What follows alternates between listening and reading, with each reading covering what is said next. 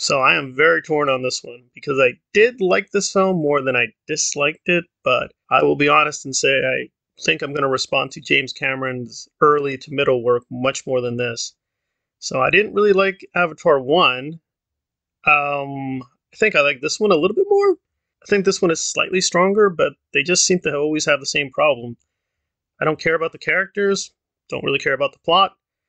The themes are fine, but I already am on the left, so I don't have a problem with anti imperialism, so it's not much for me to get out of these films. Probably the best analogy is to Phantom Menace, which when I saw it in theaters, I thought was okay. I wasn't blown away. I like The Matrix a lot more in that year. But now, more and more, I think The Matrix is just an okay film, but I think Phantom Menace is one of the best films of all time. But I don't think I'm going to change my mind too much with Avatar Way of Water. We continue the story with Jake and his family, and they adopt Spider, a human, who's essentially the Jar Jar of this Phantom Menace story, and Spider gets captured, so they have to exile themselves. That leads them to the new tribe, basically the Water People, and of course the evil white imperialists are in the shadows. So the bad guy from the first film, he's not dead apparently, he's back, and the explanation is insanely lazy. I usually don't mind when you resurrect the villain, but wow, this is probably going to go down in history as even more lazy than Rise of Skywalker. So, there you go. So the bad parts here are pretty bad, but the good parts are also very good, and it is mainly the visual moments, and they are very spectacular. You will see things here you have never seen before, and when it's done well and sustained, it is incredible. However, even the visual effects are really inconsistent. There will be long sequences which look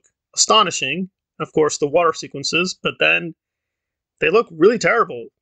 I mean, really, really terrible. We're talking like PlayStation 2 terrible, like, oh my god.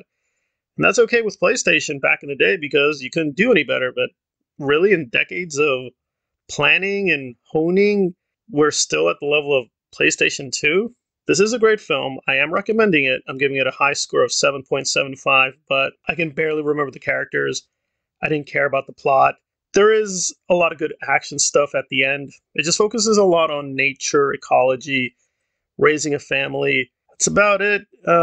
What it means to grow up in different cultures, I guess. I do appreciate that James Cameron is using the film to tap into Native American cultures. A lot of serious issues are being brought up.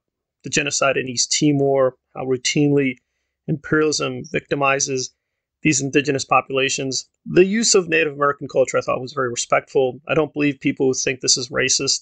I understand where they're coming from, but I have faith that James Cameron is trying to be sincere. But aside from its progressive politics and the interesting historical use of Native American culture, that's about it. There's nothing really much there to hold my interest, independent of the great visual moments. It just feels very threadbare. The dialogue is often very cringy. The acting is very limited. In some cases, it's really, really bad. Sometimes I know it's intentionally bad. It's supposed to be trying to be methodical about resurrecting these primitive cultures, but really, it's just boring. For a long stretch of this film, it will just drag.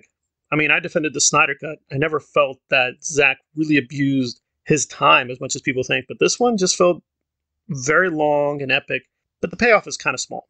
Still, this may work for you. This is a great film. Everyone should try to see this, but it will really only work for a certain part of his audience. And again, I'm just going to be honest. I go back to Terminator, even Titanic, which I was not a big fan of at the time. I can see so much there now. And even some of his weaker films, like True Lies, I can appreciate what he did. But this one just feels like his own artistic experiment. I respect that. Maybe years later we will reevaluate these like the prequels, but for now, they just seem very tiresome, boring epics. But there is a lot of great stuff here, mainly in the visual department.